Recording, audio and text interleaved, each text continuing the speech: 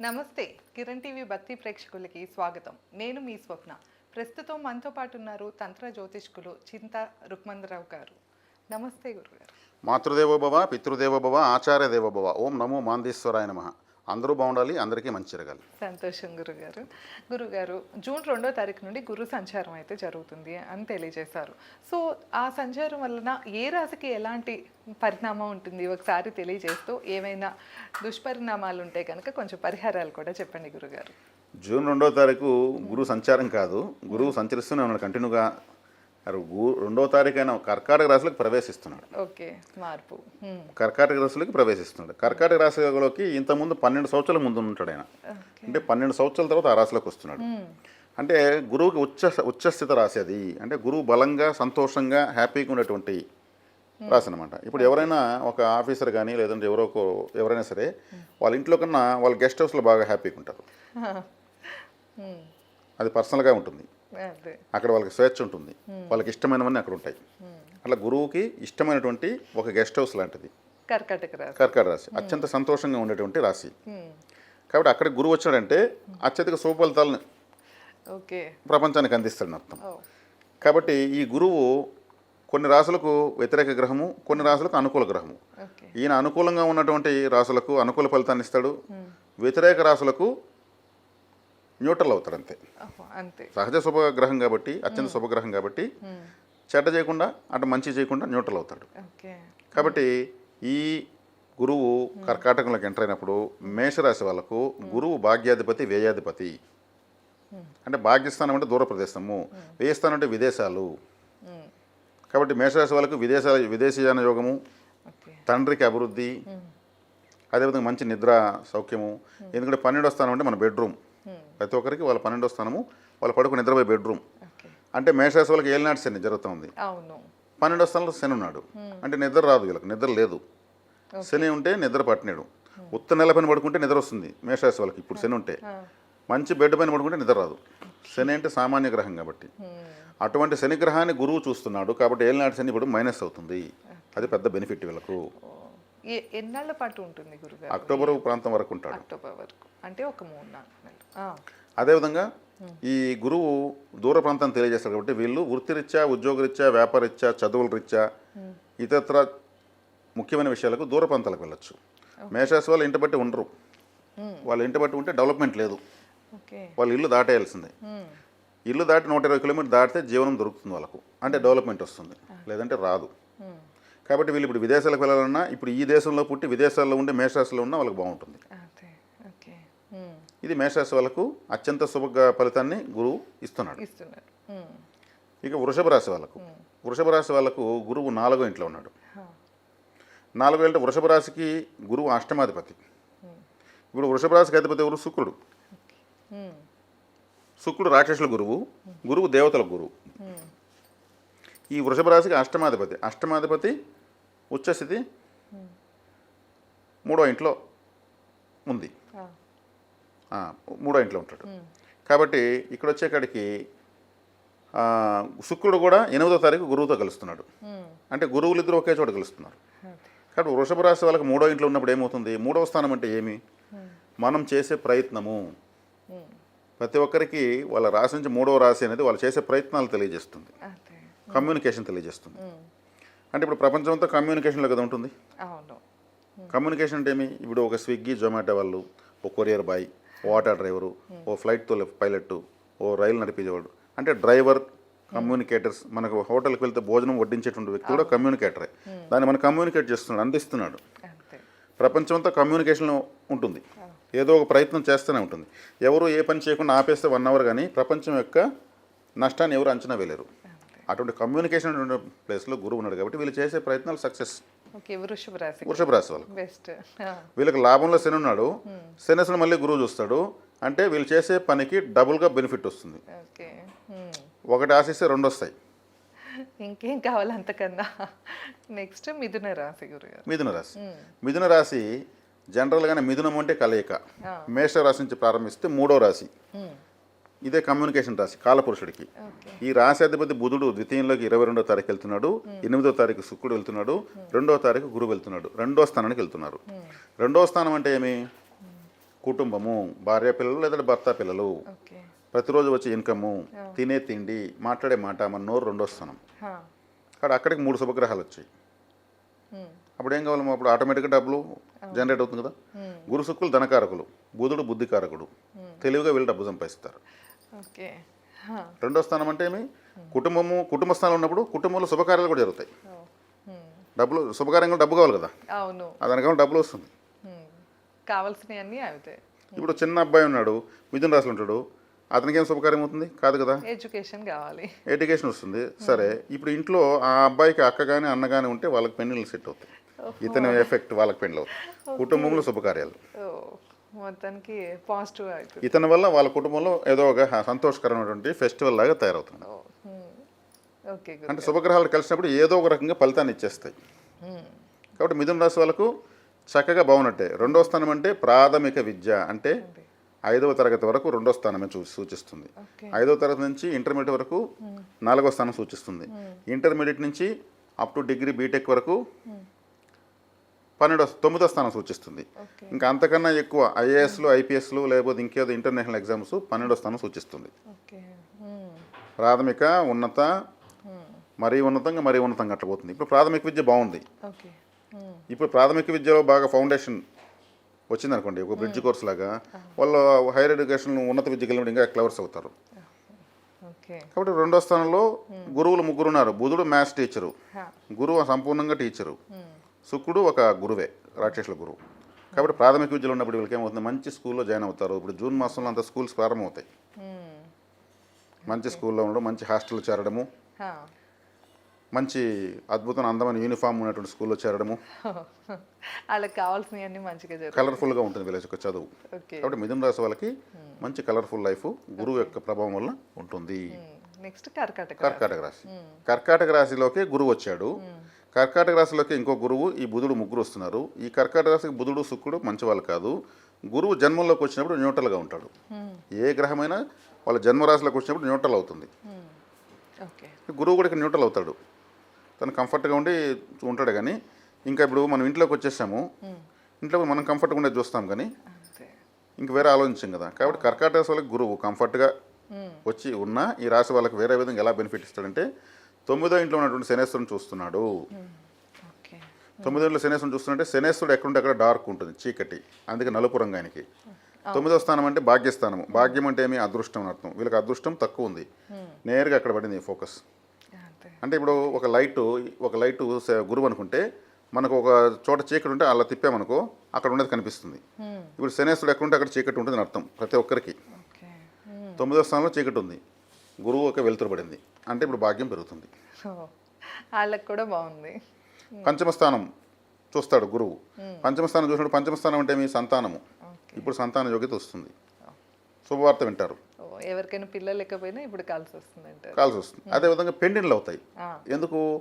పిల్లలు పుట్టాలంటే పెండ్లే కదా కావాల్సింది. అంతేగా, అవును. కాబట్టి పెండిళ్ళు అవుతాయి. లేదు పెండ్లైన వాళ్ళకు సంతానము ఒక వార్త వినిపిస్తుంది. లేదు పెండ్లయ్యి పిల్లలు ఉన్న వాళ్ళకు పిల్లలు మంచి స్కూల్స్లో చేరడము, మంచి మార్కులు తేవడము, పిల్లల వల్ల మంచి పేరు ఉండడం లాంటివి, సంతానకారకుడు వల్ల ఇలా జరుగుతుంది. అదే 7వ స్థానం చూస్తాడు. 7వ స్థానం అంటే మకర రాశిని చూస్తాడు. ఈ మకర రాశిని చూసినప్పుడు, ఈ మకర రాశి అంటే 7వ స్థానం అంటే జీవిత భాగస్వామి, సమాజము, మన కిడ్నీలు, మన యూరిన్ సిస్టమ్. ఇక్కడ ఏదైనా ట్రబుల్స్ ఉన్న వాళ్ళకి ట్రీట్మెంట్ సెట్ అయిపోతుంది. కిడ్నీ ప్రాబ్లమ్స్ ఉన్న వాళ్ళకు, యూరినరీ ఇన్ఫెక్షన్స్ ఉన్న వాళ్ళకు, కిడ్నీలో స్టోన్స్ ఉన్న వాళ్ళకు, జీవిత భాగస్వామితో ఏదైనా గొడవలు పడుతూ ఉన్న వాళ్ళు కూడా ఇప్పుడు అడ్జస్ట్ అయిపోతారు. గురువు వచ్చాడు కదా, పెద్ద మనిషి, అందరిని సాల్వ్ చేస్తాడు. కాబట్టి కర్కాటక రాశి వాళ్ళకి ఇతరత్ర వేరే భావాలని అనుకూలంగా మారుస్తున్నాడు. కాబట్టి గురువు యొక్క చూపు ఎక్కడ పడుతుందో అక్కడ ఒక అద్భుతమైన కాంతి, సువర్ణమయమైన కాంతి పడుతుంది. అందుకే గురువు చూస్తున్నాడు అంటారు. కాబట్టి వీళ్ళకు అత్యద్భుతంగా ఉంది. సింహరాశికి గురుగారు, సింహరాశి. ఈ సింహరాశి అంటే కాలపురుషుడికి 5వ రాశి. ఈ రాశికి అధిపతి రవి గ్రహము. రవి గురువుకి అత్యంత సన్నిహిత గ్రహము. గురువు అంటే ఇంకా అందరికీ గురువే. ఈ నవగ్రహాల్లో కూడా అందరూ ఈయన గురువే అంటారు. కాబట్టి ఈ రాశికి గురువు శుభగ్రహము, పంచమాధిపతి. రాశి నుంచి పంచమ స్థానం చూస్తాడు. ఈ సింహరాశి వాళ్ళకు 12వ స్థానంలో గురువు ఉన్నాడు. 12వ స్థానంలో గురువు ఉంటే, 12వ స్థానం అంటే బెడ్రూమ్ అని చెప్పాను కదా, పడుకునే పడక కదా, ఆడ గురువు ఉన్నాడు. యాక్చువల్గా బెడ్రూమ్లో మనకు థాట్ లెవెల్స్ 0 కావాలి. ఓకే. అక్కడ ఇంటెలిజెన్స్ పనికిరాదు. 0 లెవెల్స్ రావాల్సింది అక్కడే, లేకపోతే నిద్ర ఎటు వస్తుంది? అవును కదా. 0 లెవెల్స్ అయితే నిద్ర వస్తుంది. ఓలైతే ఆలోచనలు వస్తుంది. అక్కడ గురువు నాడు ఏమవుతుంది, ఏం చేయాలి అటంటప్పుడు అంటే పడుకునేటప్పుడు ఏదన్నా ఒక దేవుని యొక్క శ్లోకం చదువుకొని పడుకోవాలి. నిద్ర లేవని ఒక శ్లోకం చదువుకోవాలి. అక్కడ పడుకున్నప్పుడు ఒక అగరబత్తి వెలిగించాలి. పూజలు నెల వెలిగిస్తే అలా వెలిగించాలి. గురువు ఉన్నాడు ఇప్పుడు 12 ఓకే. సింహరాశి వాళ్ళు ఈ చిన్న చిన్నవి చేసుకోవాలి. అప్పుడు నిద్ర వస్తుంది. దాన్ని ఎంత పవిత్రంగా చూసుకుంటే అంత బాగుంటుంది. అది. శుక్రుడు ఉన్నాడు. శుక్రుడు 12వ రాశిలో అత్యద్భుతంగా యోగిస్తాడు. ఓకే. ఎవరికైతే శుక్రుడు 12వ ఇంట్లో ఉండగా పుట్టారో వాళ్ళు ఈ భూలోకం పని ఇంకో భూలోకాన్ని చూస్తారు, స్వర్గాన్ని చూస్తారు, భూలోక స్వర్గాన్ని చూసే వాళ్ళు అవుతారు. ఓకే. ఎవరికైతే రాహు 12వ ఇంట్లో ఉంటాడో వాళ్ళు కూడా భూలోక స్వర్గాన్ని రెండింతలు చూస్తారు. ఈ శుక్రుడు రాహు మాత్రమే 12వ ఇంట్లో గొప్ప వాళ్ళు. మిగిలిన గ్రహాలను డిస్టర్బ్ చేస్తాయి. గురువు కూడా డిస్టర్బే చేస్తాడు. అది. నిద్ర లేకుండా చేస్తాడు. నిద్రభంగం. ఇప్పుడు గురువు అంటే ఏమి, పద్ధతిగా ఉండేవాడు అని అర్థం. అంతే. డిసిప్లిన్గా డిగ్నిఫైడ్గా ఉండేవాడు అర్థం. బెడ్రూమ్లో అవన్నీ పనికిరావు. అవును. అక్కడ డిగ్నిఫైడ్ పనికిరాదు, ఏది పనికిరాదు. 0 లెవెల్సే ఉండాలి. అక్కడ మెడిటేషన్ చేస్తూ కూర్చుంటే అవుతుందా? గురువు అంటే అట్లా ఉంటాయి. ఓకే. అదే శుక్రుడు అంటే అక్కడ ఉన్నటువంటి బెడ్ కంఫర్ట్స్ని రెండింతలు చేస్తాడు. రాహు ఉంటే 10ఇంతలు చేస్తాడు. అంటే అది భార్యాభర్తల దాంపత్య స్థానం అని అర్థం. సంతానం కలగాలంటే బెడ్రూమ్ బాగుండాలి. అక్కడ శుక్రుడు రాహువే పనిచేస్తారు, వేరే గ్రహాలు సపోర్ట్ చేయవు. ఓకే. అక్కడ మెడిటేషన్లు, అక్కడ పుస్తకాలు చదవడము, అక్కడ ఇంకేదో టీవీ పెట్టుకుని చూస్తా కూర్చోవడం ఇటన్నీ చేస్తారు. అంతే. ఓకే. కాబట్టి ఇక్కడ మన కారకత్వాలు కూడా చెప్పడం వల్ల విషయం అర్థమవుతుంది. కాబట్టి ఈ గురువు ఇక్కడ ఉన్నాడు కాబట్టి కొద్ది కాలము పడుకునేటప్పుడు ఒక గురు శ్లోకం చదువుకోవాలి, ఏదో ఒక దేవత శ్లోకం, ఇష్టదేవత శ్లోకం లేసి నిద్రలేవగానే అలా చేసుకోవాలి. అదని పవిత్రంగా చూసుకోవాలి. అక్కడ black colour, red colour, blue colour, కండ్లకు ఇబ్బంది కలిగించే కలర్లు బెడ్రూమ్లో పెట్టకూడదు. అవి కూడా కలర్ థెరపీ ప్రకారం ఇబ్బంది, పీడ కలర్లు వచ్చేది కావు, ఆస్కారం ఉంటుంది. లైట్ కలర్సే బెస్ట్ అంటారు. లేత గులాబీ రంగు, లేత పచ్చ రంగు, లేత నిమ్మపండు అప్పుడే ఎల్లోగా మారే రంగు, ఆఫ్ వైటు, మంచి ఆహ్లాదకరమైన కర్టన్స్, ఓ మంచి మిర్రరు, మంచి పర్ఫ్యూమ్స్, రూమ్ స్ప్రేస్, ఇవి యూజ్ చేయాలి బెడ్రూమ్లో. ఆ ఇంటీరియర్ నీట్గా ఉండాలి. మన కళ్ళను ఐబాల్ని కన్ఫ్యూజ్ చేసే రంగులు వస్తువులు అక్కడ ఉండకూడదు. ఇది బెడ్రూమ్ యొక్క స్థితి. నీట్గా కాళ్ళు కడుక్కోవడము, ఏదంటే తొక్కేసి వచ్చి ఇంకా పీడకలు రాకుండా ఉంటాయా? మరి భార్యాభర్తలు గొడవలు అక్కడే వస్తున్నాయి, ఎందుకు వస్తాయి? వీళ్ళు ఇటువంటి కొన్ని పాటించకపోవడం వల్ల వస్తాయి. అందుకే మేము చెప్తాం, మాట గొడవలు వస్తున్నాయంటే బెడ్రూమ్ కింద ఆ మంచం కింద ఓ కొబ్బరికాయ కొట్టి పెట్టమంటాం నైవేద్యం. అలా చేస్తూ వస్తే వాళ్ళే అండర్స్టాండింగ్ నార్మల్ అయిపోతారు. మంచం కింద కొబ్బరికాయ నైవేద్యం ఇస్తూ దానికి బయట బారేయాలి, కుంకుమ జల్లేసి పెట్టేసి. అంటే రాత్రంతా ఉంచాలా గురు? కంపల్సరీ పెట్టాలి. ఓకే. ఇట్లా ఒక్కొక్క సమస్యకి ఒక్కొక్క ఇంట్లో ఒక్కొక్క చోట కొబ్బరికాయ కొట్టే పరిహారం ఒకటి ఉంది. బాత్రూంలో కొబ్బరికాయ కొట్టేది కూడా ఉంది. దానికి ఆ సమస్య తీరుతుంది. దాన్ని తీసుకుని వేరే వాళ్ళకి మధ్యస్థం పెడితే ఏమవుతుంది, వాళ్ళు ఎంజాయ్ చేస్తారు, ఇంకా పెద్దవి చేసి గొడవలు ఇంకా పెద్దవి చేస్తారు. మధ్యస్థాలు తీసి సమస్య తీర్చరు. చెవుల్లో మా వల్ల కాదు మీరు ఏమన్నా పోండి అంటారు. అట్లా 10 మందిని పంపించి నవ్వులు పాలు చేస్తారు, నడిది పాలు చేస్తారు. ఇప్పుడు ఎవరు అంత గొప్ప వాళ్ళు ఎవరు లేరు. మన సమస్య మనమే తెచ్చుకోవాలి. దానికి కొంత కాస్మిక్ ఎనర్జీ కావాలి కాబట్టి ఈ కొబ్బరికాయ పరిహారం. కాబట్టి సింహరాశి వాళ్ళకు ఇలా చూసుకోవడం బెటరు, ఆటోమేటిక్ మీకు బాగుంటుంది. ఓకే. నెక్స్ట్ కన్యా రాశి గురుగారు. కన్యా రాశి, కన్యా అంటే ఏమి? ఒక బాలిక ఒక కన్య అవుతుంది. అంటే పరిపక్వతకు అపరిపక్వతకు మధ్యలో ఉందని అర్థం. అప్పుడే ఆమె బుద్ధిమంతురాలైంది, కానీ ఫుల్ మెచ్యూరిటీ లేదు. ఆమె మహిళ అయితే అంటే వివాహం చేసుకుంటే స్టేజ్ మారిపోతుంది. ఒక స్త్రీ 3 సార్లు జన్మిస్తుంది ఒక జన్మలో. పుట్టినప్పుడు అందరిలాగా పుడుతుంది, మళ్ళీ కన్య అయినప్పుడు ఎనర్జీ లెవెల్స్ మారుతాయి. ఇంకొక వివాహం చేసుకొని ఇంకొక ఇంటికి కోళ్ళైనప్పుడు ఇంకొకసారి పేరు మారిపోతుంది, ఇల్లు మారిపోతుంది, ఊరు మారిపోతుంది. అందుకే స్త్రీకి ఎనర్జీ లెవెల్స్ ఎక్కువ. ఇప్పుడు కన్య అంటే అటు పరిపక్వతకు అపరిపక్వతకు మధ్యలో ఉన్నదని అర్థం. ఈ రాశికి లాభంలో గురువు వచ్చాడు, సూపర్. ఇప్పుడు కన్యగా ఉన్న వాళ్ళు, కన్యా రాశి వాళ్ళందరికీ మ్యారేజ్ అయిపోతుంది, వాళ్ళు నచ్చిన వాళ్ళతో మ్యారేజ్ అయిపోతుంది. ఓకే. కావాల్సిన వాళ్ళతోనే అయిపోయింది అంటారు. అంటే మంచి సంబంధం దొరుకుతుందని అర్థం. సప్తమాధిపతి లాభంలో ఉచ్చ స్థితిలో ఉన్నాడు.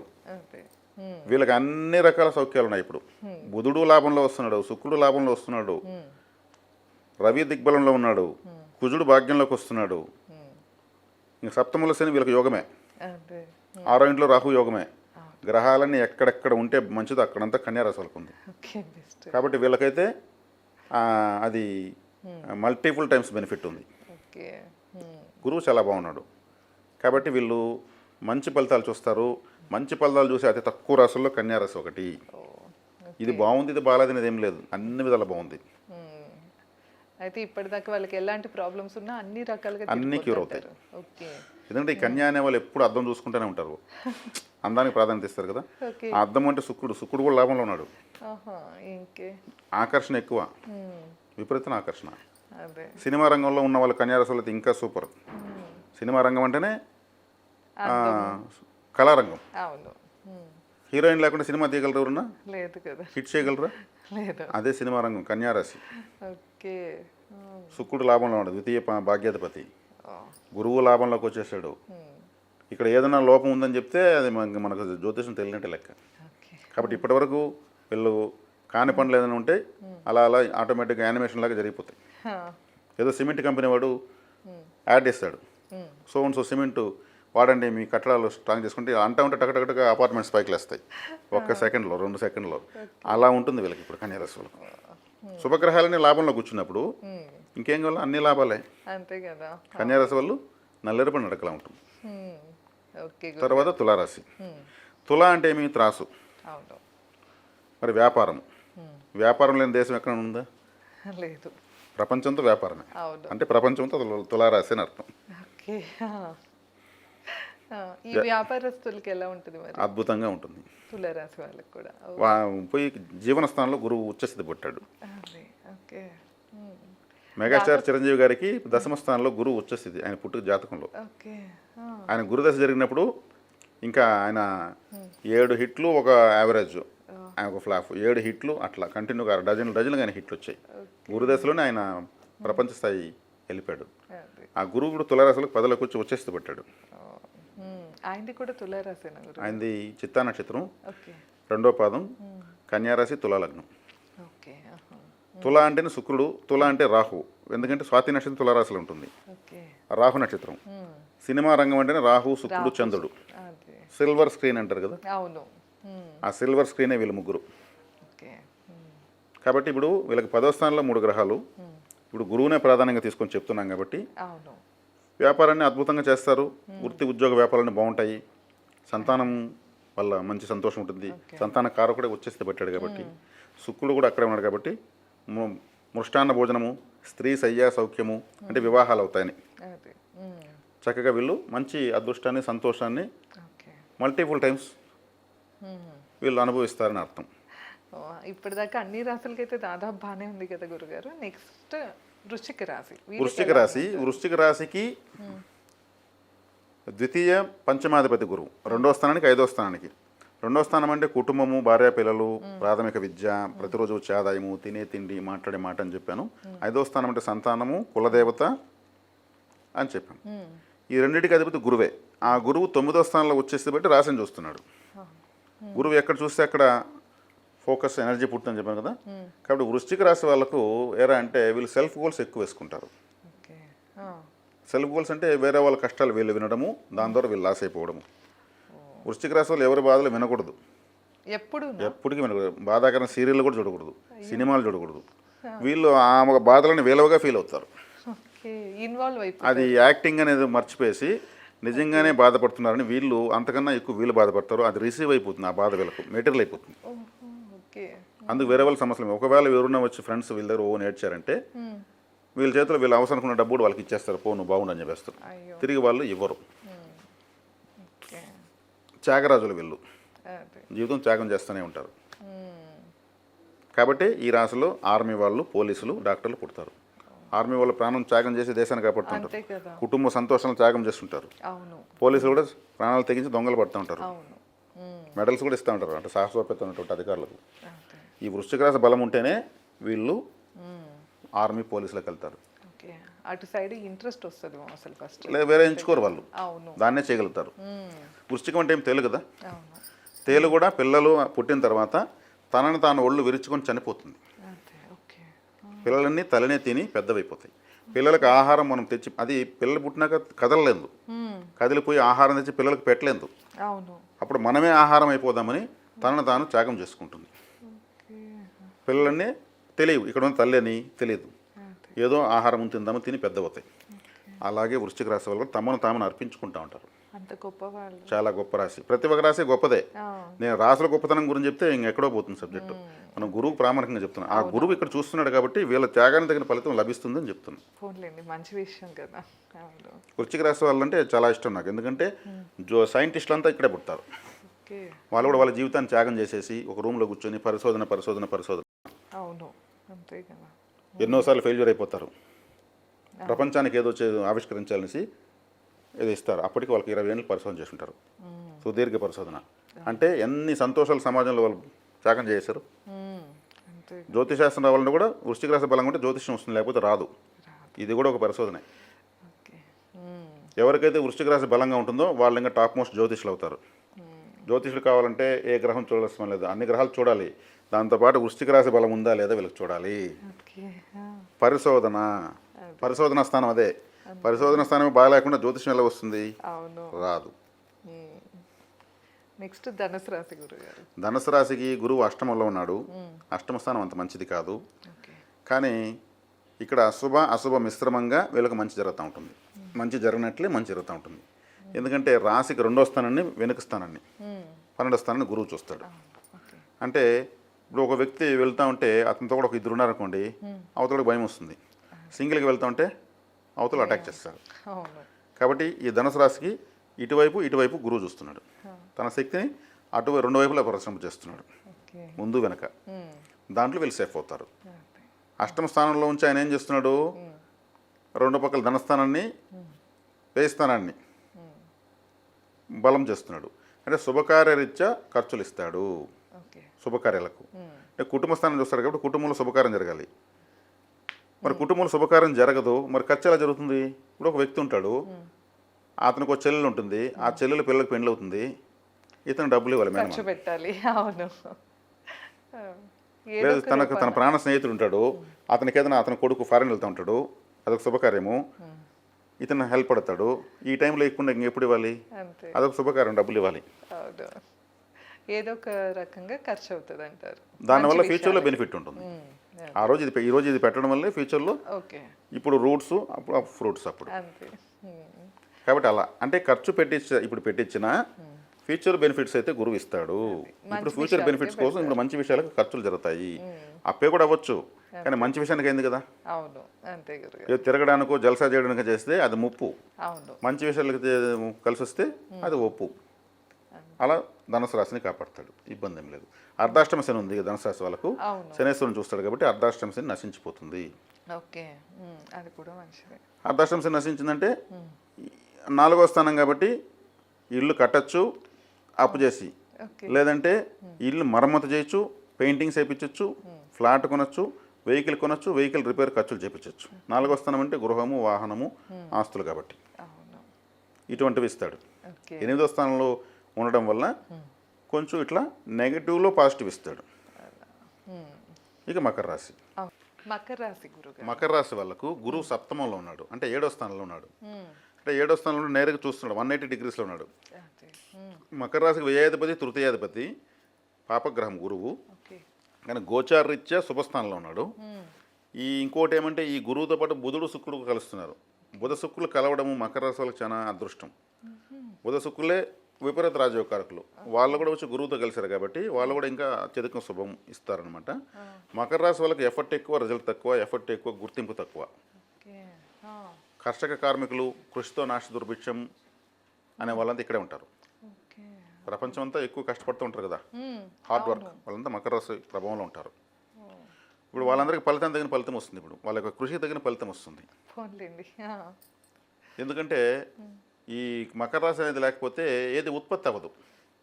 ఒక పెద్ద కర్మాగారం ఉందంటే ఇంటర్వ్యూలు చేసి మకర రాశి వాళ్ళనే అపాయింట్మెంట్ చేసుకుంటే వాళ్ళు 10 సంవత్సరాలకు వాళ్ళని డెవలప్మెంట్ 1 yearలో చేస్తారు. కష్టజీవులు అన్నమాట. అంటే ఏదన్నా ప్రొడక్షన్ వాళ్ళకి పని చేయడమే తెలుసు. పని తమ కష్టాన్ని తమను తాము నమ్ముకుంటారు. ఆడ ఫలితం మాత్రం చాలా తక్కువ వస్తూ ఉంటుంది. కానీ ఇప్పుడు గురువు చూడడం వల్ల ఫైనాన్షియల్గా వీళ్ళు డెవలప్ అవుతారు. అందులో మకర రాశిలో వేరే వాళ్ళ కింద పని చేయకూడదు. ఓకే. చేస్తే వీళ్ళు ₹1,00,000 పని చేస్తే వాళ్ళు 10,000 ఇస్తుంటారు. ఇప్పుడు వీళ్ళు సొంతంగా పని చేసుకుంటే ఆ ₹1,00,000 వీళ్ళే సంపాదించుకోవచ్చు. ఓకే. కానీ వీళ్ళు చేయరు. అయ్యో. ఎక్కడో చోట పనికి పోతుంటారు, వాళ్ళు మార్చేస్తూ ఉంటారు, ఇంకో చోట మారుతూనే ఉంటారు. అయ్యో. సొంతంగా కానీ తెలివిగా కానీ ఏదైనా పెట్టుకుంటే ఇంక వీళ్ళు ఒకరు సమాధానం చెప్పే పని లేదు. వచ్చిన డబ్బు అంతా వీళ్ళదే. క్రమశిక్షణ బాగుంటుంది వీళ్ళకు, అంటే పని బాగా చేస్తారు కాబట్టి. సో ఆ డేరింగ్ స్టెప్ తీసుకోవాలి. వీళ్ళు సొంతంగా చిన్న అరటి పండ్ల బండి పెట్టుకున్నా కానీ బ్రహ్మాండంగా అమ్ముతారు. తక్కువ లాభానికి ఎక్కువ సరుకు అమ్ముతారు, ఎక్కువ సరుకు ఎక్కువ సంపాదిస్తారు. ఎక్కువ లాభానికి తక్కువ సరుకు అమ్మరు, వాళ్ళు బాగుండాలని కష్టమని ఇస్తారు. అంటే మంచి స్వభావం ఉంటుంది వీళ్ళకు. ఇప్పుడు గురువు ధనకారు కూడా చూస్తాడు కాబట్టి ఇప్పుడు ఈ సమయంలో వీళ్ళు ఎవరైనా సొంత వృత్తుల్లోకి ఎంటర్ అయితే వీళ్ళకు శ్రీరామ రక్షలాగా ఉంటుంది. మనం ఐడియా ఇచ్చేస్తున్నాం. అవును కదా. సో ఒక్కసారి అంటే వాళ్ళకి భయాలు ఉంటాయి కదా గురుగారు. సో వాళ్ళ జాతకం కనుక మీరు చూస్తే చెప్పగలరా, అంటే ఖచ్చితంగా వాళ్ళు సక్సెస్ అవుతారా లేదా, ఏ ఫీల్డ్ ఎంచుకోవాలి అన్నది తెలుస్తుందా? 9 అంటే నవమాసాలు తల్లి కడుపులో ఉంటూ నవరంధ్రాలతో నవగ్రహాల ప్రభావంతో మనిషి పుడతాడు. అవును. ఇది మతం ఏదైనా పర్లేదు, క్రిస్టియన్ కావచ్చు, ముస్లిం కావచ్చు, హిందూ కావచ్చు, జైన్ కావచ్చు, సిక్కు కావచ్చు, బుద్ధిస్ట్ కావచ్చు. ఇక్కడ నవగ్రహాల ప్రభావం ఉంది కదా. ఈ నవగ్రహాలు ఏ గ్రహం ఎక్కడుంది, అనుకూలంగా ఏమున్నాయి, ప్రతికూలంగా ఏమున్నాయి, అన్ని గ్రహాలు అనుకూలం కావాలంటే ఏం చేయాలి? ఆలయ పరిహారం, వ్యక్తిగత పరిహారం, తంత్ర పరిహారం 3 ఇస్తాం. అప్పుడు కర్మ కట్ అయిపోతుంది. ఖర్చు లేని పరిహారాలు సులభంగా చేసుకోగలిగినవి, ఎవరైనా చేసుకోగలిగినవి. సో వాళ్ళకున్న భయాలన్నీ కూడా ఖచ్చితంగా పోతాయి. మనం చేసేది మనం చేయకుండా మనకు రావాల్సింది ఏది మనకు రాదు. అవును కదా. ఇక ఖర్చులు లేకుండా చూపించాలి దారి. ఓ ₹50 పూజ, ఓ ₹1,00,000 పూజ చెప్తే ఎక్కడి నుంచి తెచ్చిస్తారు? అవును కదా. కాబట్టి మా దగ్గర ఎవరైనా జ్యోతిషం చూపించుకుంటే ఆ లైఫ్ టైం ఫార్మాట్ ఇచ్చేస్తాం. మళ్ళీ తిరిగి మా దగ్గర జ్యోతిషం అడగే పని కూడా అవసరం లేదు. లైఫ్ టైం ఫిక్స్డ్ టెంపుల్స్ ఇచ్చేస్తాం, లైఫ్ టైం ఫిక్స్డ్ పరిహారాలు ఇచ్చేస్తాం. ఎప్పుడెప్పుడు ఏ దశలో ఏం చేసుకోవాలో కూడా అన్నీ చెప్పేసి ఏ గ్రహం డైరెక్ట్ గ్రహాన్ని యాక్టివేట్ చేసి ఆ దశ యాక్టివేట్ అయిపోయినట్టే. 9 గ్రహాలను యాక్టివేట్ చేసే సిస్టమ్ చేసినాం అనుకో, ఆ దశలో వచ్చే భుక్తులు యాక్టివేట్ అవుతుంటే ఈ గ్రహం దశ యాక్టివేట్ అవుతూ ఉంటుంది. ఓకే. ఇంకా పర్ఫెక్ట్గా పర్ఫెక్ట్గా ఉంటుంది. ప్రతి ఒక్కరికి అదృష్టాన్ని ఇచ్చేటువంటి నక్షత్రం ఒకటి ఉంటుంది, దాన్ని అదృష్ట బిందువు అంటారు. రిక్షా దొక్కే వాళ్ళకు ఉంటుంది, కోటేశ్వరుడికి ఉంటుంది. ఆ నక్షత్రానికి సంబంధించిన ఆలయానికి వెళ్ళడం, ఆ నక్షత్రాన్ని కొన్ని ఫుడ్ తింటుంటే అదృష్టం వస్తూ ఉంటుంది. కుబేర బిందువు అని ఒకటి ఉంటుంది. కుబేర బిందువు డబ్బులు ఇచ్చేది, డబ్బు మాత్రం ఇస్తుంది అది. ఆ నక్షత్రం రోజు పోయి బ్యాంకులో ఒక అరగంట కూర్చొని వస్తే చాలు, వీళ్ళకి ఫైనాన్స్ జనరేట్ అవుతుంది. ఆ నక్షత్రం ఉన్న రోజు బంగారు షాపులో సరదాగా తిరిగేసి వస్తే చాలు. ఆ నక్షత్రం ఉన్న శివాలయంలో కూర్చొని వస్తే చాలు. ఇట్లాంటివన్నీ చెప్పిస్తాం. ఇంకా మళ్ళీ నెలకు కుబేర బిందు రాదు, వాళ్ళ లైఫ్ అంతా ఒకే కుబేర బిందు ఉంటుంది, డబ్బులు ఇచ్చే నక్షత్రం అని. ఒకవేళ ఆ నక్షత్రం వ్యతిరేకమైతే దానికి సంబంధించిన ఫుడ్ ఆ నక్షత్రం దానం చేస్తే చాలు, ఫైనాన్షియల్గా జనరేట్ అవుతుంది. ఎవరి స్థితిగతుల మేరకు వాళ్ళకి వస్తుంది. అంతేగాని అందరూ ప్రధానమంత్రులు అవుతారనేది కాదు. వాళ్ళ స్థితిగతి అంటే ఎంత రావాలో అంత వస్తుంది. ఓ అడవి జాతుల్లో ఒక వ్యక్తి ఉంటాడు, అతను కుబేర బిందు మేము చెప్తాం అనుకుందాం, లేదా అదృష్ట బిందు చెప్తాం. దీన్ని ఫాలో కావడం వల్ల అక్కడ అటవీ జాతులకు నాయకుడు అవుతాడు. అంతేగాని ప్రపంచానికి ఇది అవుతాడు కాడు కదా. అతని స్థితిలోకి ఎదుగుతుంటే అతనికి అక్కడ ఒక ఉన్నతమైన స్థితి వస్తుంది. ఇటువంటివన్నీ మేము దారి చూపిస్తాం. కాబట్టి జ్యోతిష్యం పైన 100% ఆధారపడకూడదు. జ్యోతిష్యం చెప్పేవాడు 100% ఆధారపడాలి, అందరికీ పరిశీలించాలి. కాబట్టి మిగిలిన వాళ్ళు ఊరగాయలాగా టేస్ట్ చేయాలి, ఎంత అవసరం అంత తీసుకోవాలి. కానీ షాంపులాగా తలకు పులుముకోకూడదు. ఈ చూసుకొని వాళ్ళ పరిహారాలు చేసుకొని జీవితం కొనసాగించుకోవాలి. నేను తుమ్మాను ఏ గ్రహం కారణము, నేను దగ్గాను నాకు ఏ గ్రహం కారణం అనే పరిస్థితికి రాకూడదు. జ్యోతిశాస్త్రవేత్తలకు మేము చూస్తాం, మాకు అవసరం, ప్రతి ఒక్కటి పట్టించుకోవాలి. మేము నెగటివిటీస్ పైన ఎక్కువ పరిశోధన చేస్తాం, పాజిటివిటీ పైన చెయ్యం. అంటే కష్టాలపైన పరిశోధన అర్థం నెగటివిటీస్ పైన. అంటే ఆ ట్రబుల్ని ఎలా షూట్ చేయాలి. కాబట్టి ప్రతి ఒక్కరి జాతకంలో ఉన్న ట్రబుల్స్ ఏంటిని అండర్లైన్ చేసి దానికి మాత్రం పరిహారాలు చెప్తాం. మా దగ్గర జాతకం చూసుకోవడం వలన మంచి జరగదు, చెడ్డ జరగకుండా ఆగిపోతుంది. చెడ్డ జరగకుండా ఆగిపోతే అంతా మంచే కదా. అంతే కదా. అవును గురుగారు. చూసుకునే వాళ్ళకి కార్లు ఉంటే మాకెందుకు, బిల్డింగ్లు ఉంటే మాకెందుకు, వాళ్ళకి ఉన్న ట్రబుల్ అంటే కావాలి మాకంతే.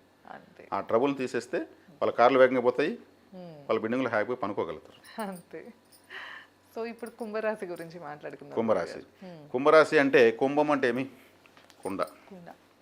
కుండ లోపల ఏముంది? నీళ్ళు ఉన్నాయా, పాలు ఉన్నాయా, గాలి ఉందా, డైమండ్స్ ఉన్నాయా, బంగారం ఉందా, డబ్బులు ఉందా, ఏమీ లేదా, ఏమీ తెలియదు. రహస్యం. ఈ కుంభరాశి అంటేనే ఒక రహస్యం. కాబట్టి ఈ కుంభరాశి వాళ్ళకు ఏలినాటి శని జరుగుతూ ఉంది. ద్వితీయంలో శనేశ్వరుడు ఉన్నాడు.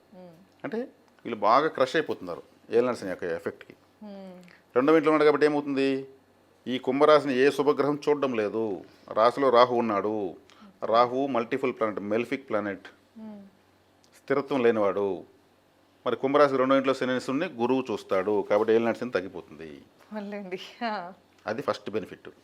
అదే ఏలినాటి శని ప్రభావం తగ్గిందంటే ఇంక వీళ్ళు ముందుకు వెళ్తారు. రాహు అంటే short cut methods. Short cut method అంటే ఇప్పుడు స్ట్రైట్గా వెళ్తే ట్రాఫిక్ సిగ్నల్స్ అన్నీ పడుతున్నాయంటే సందులో దూరం షార్ట్ కట్ మెథడ్లో వెళ్ళిపోయేటువంటి లాజిక్కి రాహు. ఓకే, ఎలా అయినా గోల్ రీచ్ అయిపోతారంటారు. ఓకే, కాబట్టి ఏలినాటి శని ప్రభావం తగ్గింది కాబట్టి రాహు వీళ్ళని తీసుకెళ్ళిపోతాడు. ఎక్కడ తీసుకెళ్ళాలో చేసేస్తాడు. అంటే రాహు ఎలా షార్ట్ కట్ మెథడ్ ఎలా అంటే ఓ 1000 రూపాయలకు చెక్ ఉంది అనుకుందాం, 3 సున్నాలు ఉన్నాయి కదా, రాహు ఏం చేస్తాడు, సింపుల్గా ఒక సున్నా పక్కన వేస్తాడు, అది 10,000 అయిపోతుంది. షార్ట్ కట్ మెథడ్ అది. అలా బెనిఫిట్స్ ఇస్తాడు రాహు. కాబట్టి వీళ్ళు ఇప్పుడు షేర్ మార్కెట్ జోలికి వెళ్ళకూడదు. షేర్ మార్కెట్ రాహువే. తక్కువ పెట్టుబడి పెడితే ఎక్కువ లాభం ఇస్తాడు, ఎక్కువ పెట్టుబడి పెడితే జీరో చేస్తాడు. రాహుకి ఏమంటే ఆశ పెట్టి మోసం చేసి పక్కపక్కన అవుతాడు ఆయన. ఇప్పుడు ఏలినాటి శని వేరే జరుగుతుంది కాబట్టి షేర్ మార్కెట్లకి, బెట్టింగ్లకి, గుర్ర పందాలకు, ఇటువంటి ఏ టైప్ ఆఫ్ మాఫియా జోలికి వెళ్ళకూడదు, నష్టపోతారు. అందుకే ఏలినాటి శని వచ్చినప్పుడే ఎక్కువ నష్టపోతుంటారంటే ఈ రాహు లాంటివి జన్మలోకి వచ్చేసినంటే నువ్వు పెట్టే రేపు తెల్లవారికంతా వెలినీరు మిలినీరు ఆడికారికి ఆర్డర్ ఇద్దాం అని చెప్తుంది. అది గంటకంతా జీరో అయిపోతుంది. అంటే ఫస్ట్ ఆశ చూపించి తర్వాత మోసం చేస్తాడు. ఓకే, సో మోసం ద్వారా జీవితం నేర్పించే గ్రహం రాహు. రాహు అంటే రాహు ఎక్కడుంటే అక్కడ మోసం ఉందని, కేతు ఎక్కడుంటే అక్కడ విరక్తి ఉందని, శని ఎక్కడుంటే అక్కడ బాధ ఉందని, కుజుడు ఎక్కడుంటే అక్కడ కోపం ఉందని, బుధుడు ఎక్కడుంటే అక్కడ ఇంటెలిజెన్స్ ఉందని, శుక్రుడు ఎక్కడుంటే అక్కడ లగ్జరీ ఉందని, గురువు ఎక్కడుంటే అక్కడ డబ్బులు ఉందని, చంద్రుడు ఎక్కడుంటే అక్కడ మనసు ఉందని.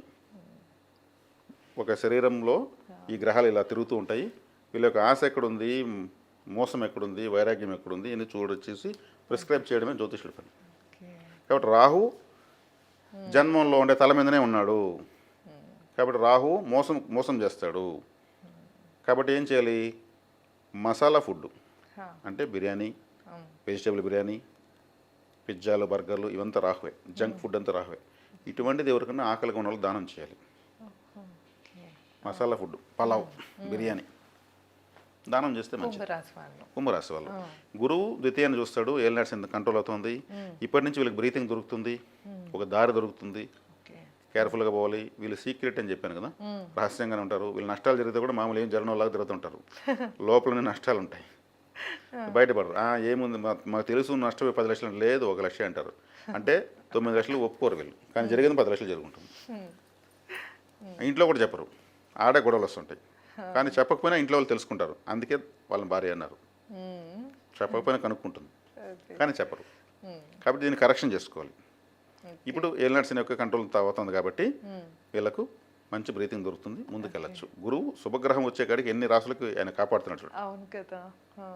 మంచి స్థానంలోకి వచ్చాడు కదా, అంటే కంఫర్ట్ ప్లేస్లోకి వచ్చాడు కాబట్టి ఎక్కువ ఫలితాలు ఇస్తాను ముందుగానే మాడుకున్నాం. తర్వాత మీన రాశి. మీన రాశి అంటే గురువుదే. ఈ రాశికి అధిపతి గురువే. ఈ రాశిలోనే శని ఉన్నాడు. అవును, ప్రస్తుతం ఏలినాటి శని వాళ్ళకి ఉంది. జన్మంలో ఉన్నాడు. జన్మలో ఉన్నప్పుడు దేహ కష్టము, దేహ అనారోగ్యము, జన్మ ఇచ్చిన తల్లికి అనారోగ్యము, తల్లి సమానులకు కష్టము, నష్టము. అప్పుడు గురువు చూస్తున్నాడు కాబట్టి ఇవన్నీ ఆటోమేటిక్గా ఒక ఫర్టిలైజర్ దొరుకుతుంది, దాహానికి నీళ్లు దొరుకుతాయి. ఏలినాటి శని ఇప్పుడు పనిచేయదు, ఇది ఒక్కటి చాలు, ఇంకా మీన రాశి వాళ్ళు సేఫ్ అయిపోవచ్చు. అంటే ఇప్పుడు ఎండకు పడి వస్తే మనం ఏం అడుగుతాము, రసము సాంబార్ అడుగుతామా, నీళ్ళు అడుగుతామా? ఆ నీళ్ళు ఇప్పుడు గురువు ఇస్తాడు. ఏలినాటి శనితో వీళ్ళు నకనకలాడిపోతున్నారు. శుభగ్రహాలు ఏం చూడడం లేదు. ఇప్పుడు గురువు యొక్క చూపు స్ట్రైట్గా తన రాసే. ఇప్పుడు మన ఇల్లు మనం శుభ్రంగా చూసుకుంటాం కదా, అప్పుడు తన రాశిని అతను కాపాడతాడు.